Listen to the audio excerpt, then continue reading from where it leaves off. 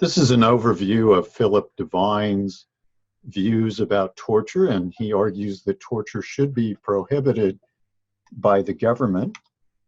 And just as an overview, he argues that torture should never be sanctioned by the government.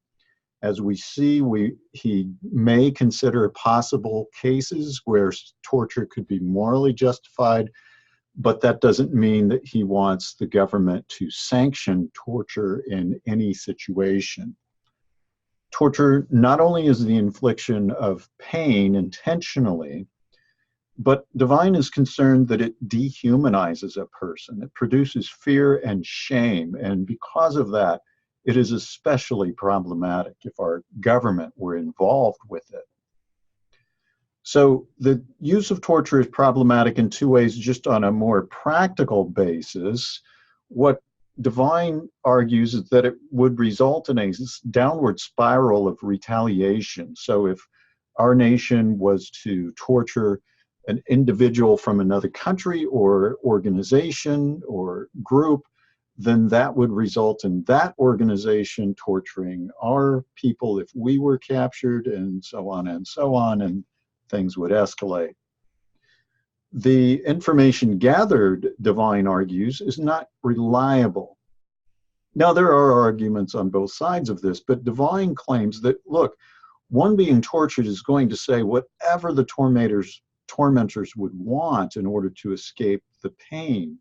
They are in a situation where the pain is overwhelming, and they're going to do whatever they possibly can to have it stop. So they would say anything, and it may not be reliable. I would like to make a caveat to note on a comment, since he begins his article with this statement about a bill that was vetoed by George W. Bush. I think it's relevant to just be clear on the accuracy of this, because Devine is a little bit inaccurate in his description of the bill, especially given his own views on the topic of torture. Now, in that situation, the vetoed bill would have made it illegal to use waterboarding specifically, and then some other comparable interrogation techniques. So it was narrowly directed at those things, and Bush did, in fact, veto it.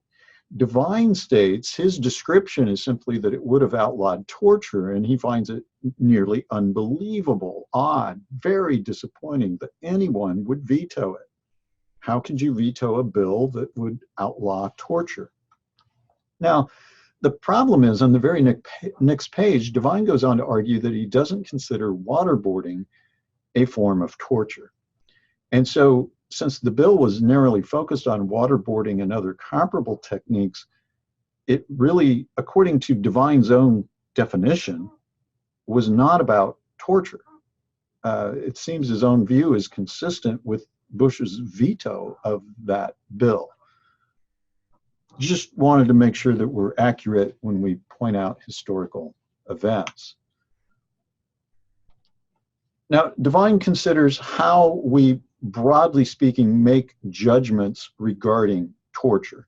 And he says different courts and other experts have made the distinction between the limited use of coercive techniques, which would be permissible, generally speaking, and the use of torture, which would be broadly condemned. And there seems to be a continuum between these two things. There's a continuum between what is torture and what is acceptable. So there are clear cases, certainly, of something being torture, clear cases of something being acceptable, but exactly where that line that distinguishes the two is unclear, and the difference is often determined by an observer's reaction of repugnance or other gut responses, as Devine calls them. And Devine joins others in questioning our ability to make moral determinations simply by our gut reactions to things. So he calls into question whether this is a good way to think about the topic of torture. Instead, he argues that we need some philosophical reasoning here. We need to be careful and reflective about the topic and not rely on these gut reactions to make policies.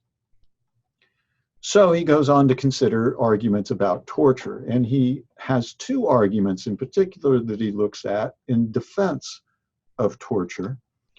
One is provided by Jeremy Bentham. Jeremy Bentham is a utilitarian and was very influential for John Stuart Mill. And so Bentham, when you think of Bentham, think utilitarianism, think John Stuart Mill, think consequences. And what Bentham does is he describes a captive who has information that could prevent the torture of thousands. So there's an individual who's involved in a group who's been torturing thousands of people, and that person has been captured. And the way Bentham describes it, we have this situation where we either continue to allow the thousands of people to be tortured and not torture the individual, or we torture the individual to get the information needed to prevent the torturing of thousands. And Bentham says the argument is obvious, the conclusion is obvious, that torture would be justified in such a case. And presumably, we're talking about government sanctioned torture, governing authorities using the torture.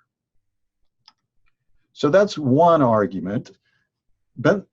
Devine also considers a more contemporary argument by Michael Levin, a very similar kind of argument where Levin has a thought experiment where we have a group of terrorists planning to use an atomic bomb in Manhattan.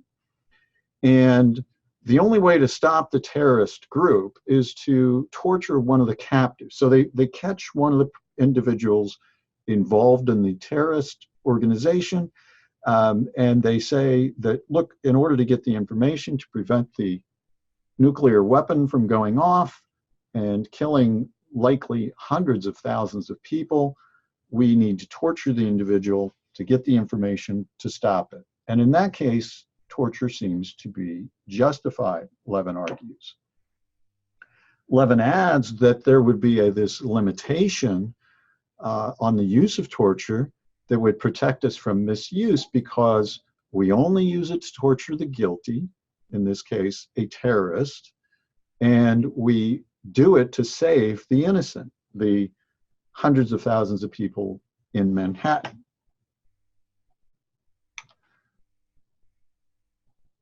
So Devine responds to Levin's thought experiment by arguing that the ultimate conclusion there is based on a fallacious use of a slippery slope argument, and this is problematic.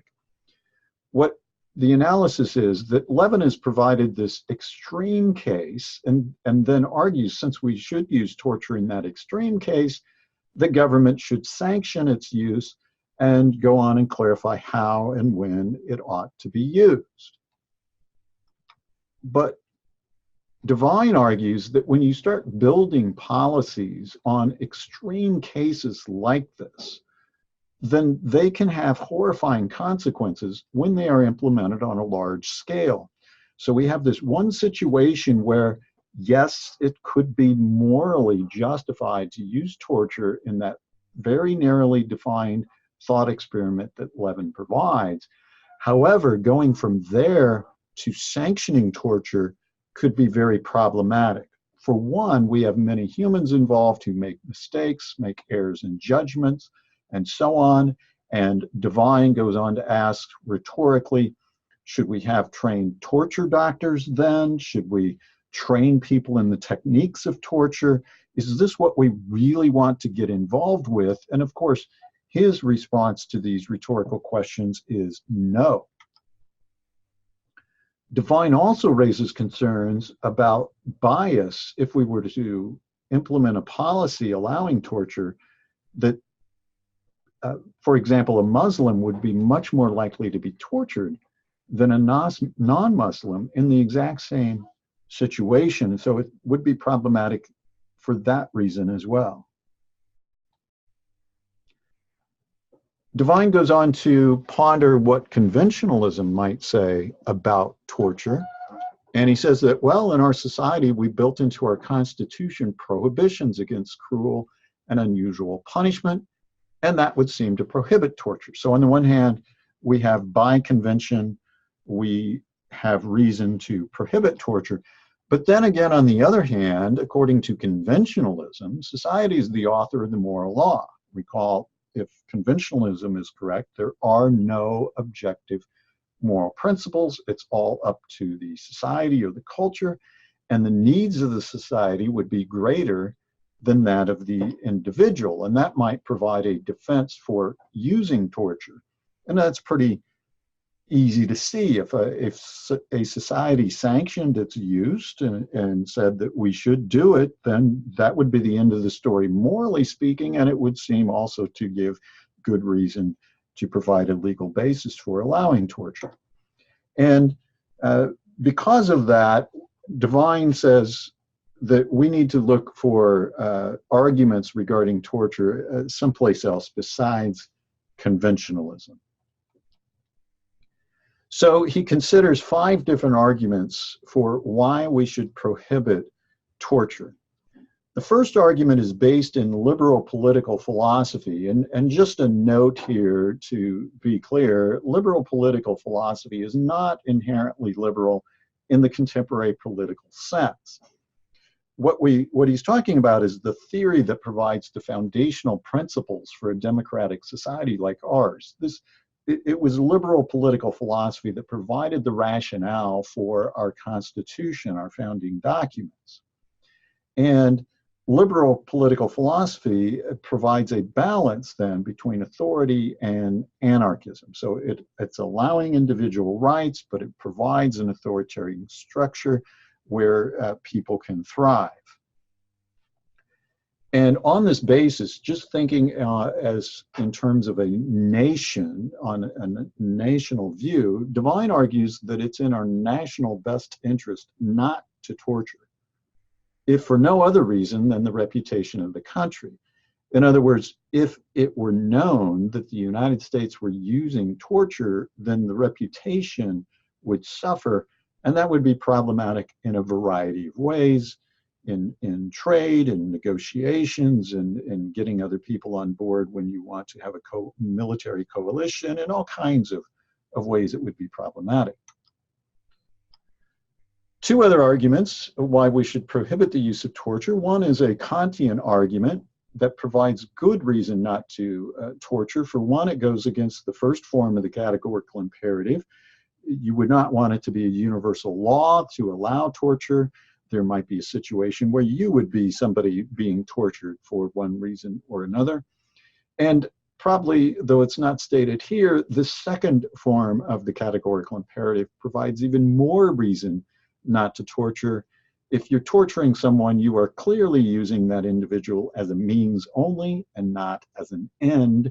And that is an obvious violation of Kantian morality. And so it seems on that basis we should prohibit torture. Despite what the early arguments for the use of torture were, and they were based in utilitarianism, what Devine says is that the utilitarianism actually gives us reason not to use torture. And a couple primary reasons for this. One, the information obtained through torture is unreliable. So we've mentioned that before and why that might be the case. The second is that not using torture can have positive consequences. So Devine points to the Persian Gulf War, when Iraqi troops surrendered to the United States by the tens of thousands, and Devine argues part of the reason they were surrendering, willing to surrender, is they were confident they would receive good treatment. They were confident they weren't going to be tortured. And the United States' reputation going into that war of not using torture had positive benefits then on the battlefield. So as a matter of fact, not using torture has these positive consequences. And so utilitarianism provides these reasons for not using torture. A fourth argument on why we should prohibit torture is an argument based in virtue ethics like that of Aristotle. And the idea here is that prohibiting torture ought to be done because the one doing torturing is becoming less virtuous by being involved in the process. And since our goal is to produce virtuous, happy people in that Aristotelian sense, this is going against that. And then finally, Devine looks at natural law as a reason to prohibit torture. Now, natural law is a label that is typically used to refer to the philosophy of Thomas Aquinas and Christians in the Catholic tradition. And natural law condemns torture for 4 different reasons, according to Devine. So the condemnation of torture by a recent pope is consistent with the natural law, and there are official Catholic teachings that say that torture should not be used. And then, as we reflect philosophically, we have 4 other reasons. For one, torture produces extreme physical pain that inhibits the higher faculties, and natural law is something that promotes and wants to encourage the use of higher faculties, so torture goes against that. Often in the use of torture, sexual assault is involved, and so that reduces a person to his or her bodily parts, and that is problematic. Torture sometimes includes assaults on a person's belief system, which ought to be condemned by natural law. We don't want people's belief systems to be, we don't want individuals to have to go against their belief system, we should say, because they're being tortured. And this is an assault on that. And similarly, Devine makes a 4th point here, that the aim of torture is often to get a person to betray their deeply held moral and political commitments. And we should have a culture that is protective of individual moral and political commitments. And since natural law provides us this description of this problem of torture, we have these reasons based in natural law not to use torture. So, wrapping things up, Devine argues that our intuitive reactions to torture do provide some strong motivations for prohibiting it. Judges, experts appeal to these, and they do provide some motivation for prohibiting it, but the problem is that they can lack careful reasons. But while no theoretical argument can do complete justice to the horror evoked by torture, several and various theories provide very good reasons to prohibit it, and so we've considered 5 of those in particular here.